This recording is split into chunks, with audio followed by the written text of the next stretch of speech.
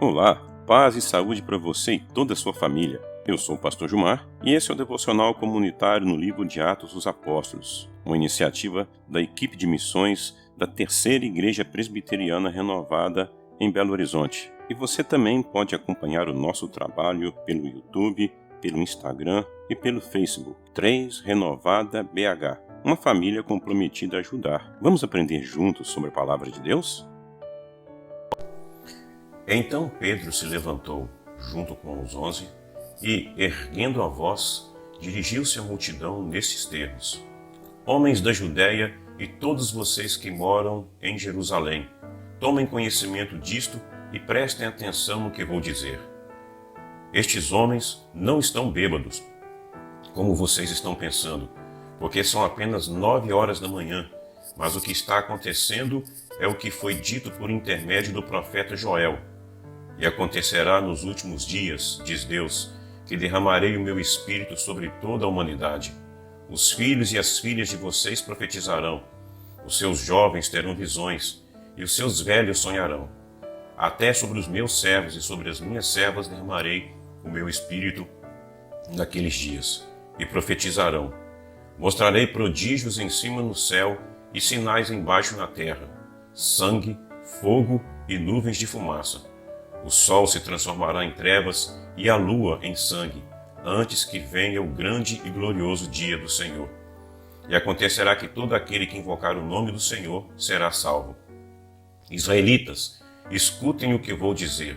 Jesus, o Nazareno, homem aprovado por Deus diante de todos vocês com milagres, prodígios e sinais, os quais o próprio Deus realizou entre vocês por meio dele, como vocês mesmos sabem. A este, conforme o plano determinado e a presciência de Deus, vocês mataram, crucificando-o por meio de homens maus. Porém, Deus o ressuscitou, livrando-o da agonia da morte, porque não era possível que fosse retido por ela. Porque Davi fala a respeito dele, dizendo: Eu sempre vi o Senhor diante de mim, porque ele está à minha direita, para que eu não seja abalado. Por isso, o meu coração se alegra e a minha língua exulta. Além disso, também a minha própria carne repousará em esperança, porque não deixarás a minha alma na morte, nem permitirás que o teu santo veja corrupção. Fizeste conhecer os caminhos da vida e me encherás de alegria na tua presença. Irmãos, permita-me falar-lhes claramente a respeito do patriarca Davi. Ele morreu e foi sepultado, e o seu túmulo permanece entre nós até hoje. Sendo, pois, profeta e sabendo que Deus lhe havia jurado que um dos seus descendentes se assentaria no seu trono, prevendo isto, referiu-se à ressurreição de Cristo, que nem foi deixado na morte, nem o seu corpo experimentou corrupção. Deus ressuscitou este Jesus, e disto todos nós somos testemunhas. Exaltado, pois, à direita de Deus, tendo recebido do Pai a promessa do Espírito Santo, derramou isto que vocês estão vendo e ouvindo. Porque Davi não subiu aos céus, mas ele mesmo afirma: Disse o Senhor ao meu Senhor: Sente-se à minha direita, até que eu ponha os seus inimigos por estrado dos seus pés. Portanto, toda a casa de Israel esteja absolutamente certa de que a esse Jesus que vocês crucificaram, Deus o fez Senhor e Cristo.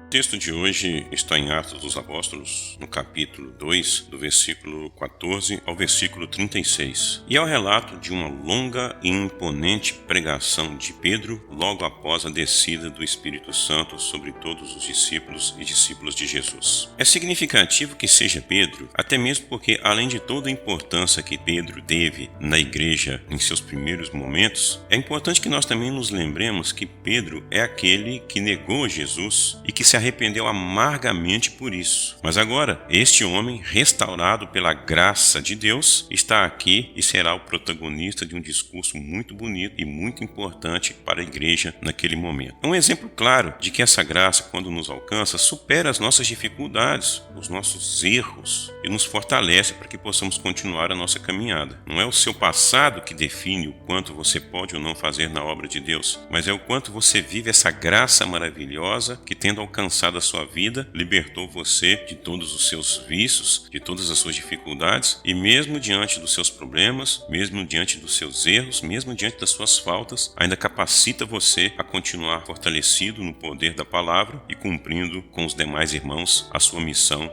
enquanto cristão. E Pedro inicia seu discurso dizendo: olha, todos vocês que estão vendo isso que está acontecendo, não é o que vocês estão imaginando, mas o que está acontecendo é o que foi dito por meio do profeta Joel.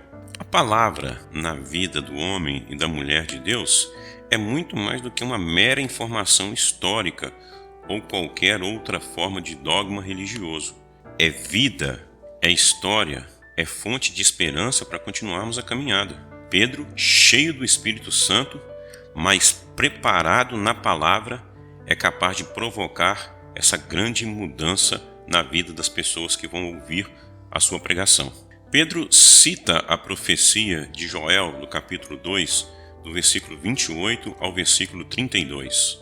Destaque especial para o fato de que o texto diz: e acontecerá nos últimos dias, diz Deus, que derramarei o meu Espírito sobre toda a humanidade, sobre todas as pessoas, homens, mulheres, jovens, crianças, pessoas da melhor idade, não apenas sobre um grupo seleto de pessoas, sobre os apóstolos, ou somente sobre os profetas, ou somente sobre os reis, ou somente sobre os sacerdotes.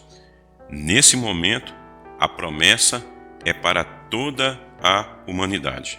Retomamos aqui aquela bonita imagem das línguas repartidas sobre cada um deles de forma igualitária.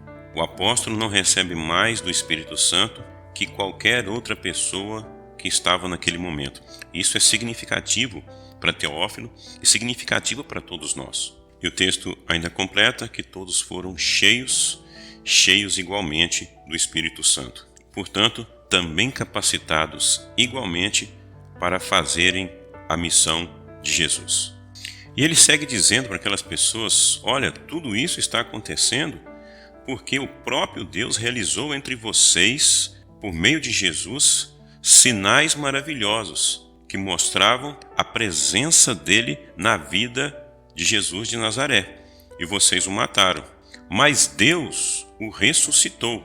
A resposta de Deus ao que vocês fizeram foi ressuscitá-lo dentre os mortos. Foi um sistema religioso, foi um sistema político, foi um sistema econômico, foram sistemas ideológicos que mataram Jesus de Nazaré. É no testemunho da ressurreição de Jesus que a igreja encontra o fundamento da sua mensagem. E é no testemunho da ressurreição que encontramos a revelação do Deus triuno. Nos versículos 32 e 33, Deus ressuscitou este Jesus, diz Pedro, e disto todos nós somos testemunhas. Exaltado, pois, à direita de Deus, tendo recebido do Pai a promessa do Espírito Santo, derramou isto que vocês estão vendo e ouvindo. O Deus triuno, o Deus comunidade, o Deus família, que trabalha por nossa salvação. A igreja que vive a missão deve compreender que vai enfrentar desafios, como igreja ou como cristão, cada um de nós, individualmente. No entanto, todos temos a convicção de que mesmo diante dos problemas que Jesus enfrentou e levando-o até a morte, Deus não o deixou na região da morte. Deus o ressuscitou dentre os mortos. A última palavra é a palavra da vida, é a palavra da ressurreição. Esse é o fundamento da nossa fé, esse é o fundamento da nossa missão. Que Deus nos fortaleça para continuarmos fortalecidos no poder da palavra do Senhor, cheios do Espírito Santo, cumprindo essa missão maravilhosa de anunciar a vida nova, a vida eterna, a ressurreição, a esperança. É o que Teófilo deveria saber. Cheio do Espírito Santo, fortalecido no poder da palavra e na esperança da ressurreição, é que nós vamos cumprir a missão. Deus abençoe você, abençoe a sua família. Que o infinito amor de Deus nosso Pai, que a graça e a paz de nosso Senhor e Salvador Jesus Cristo e as divinas e profundas consolações do Espírito Santo de Deus repousem sobre todos nós e sobre todo o povo do Senhor, agora e para sempre. Amém. Ajudem-nos a divulgar este trabalho. 3 Renovada BH, no YouTube, no Facebook e no Instagram. Uma família comprometida a ajudar. Acompanhe nossas lives, nossos estudos bíblicos, nossas pregações, enfim, o nosso trabalho. Queremos ser bênção para você, queremos ser bênção para sua família, queremos ser bênção para as pessoas que você ama. 3 Renovada BH, uma família comprometida a ajudar.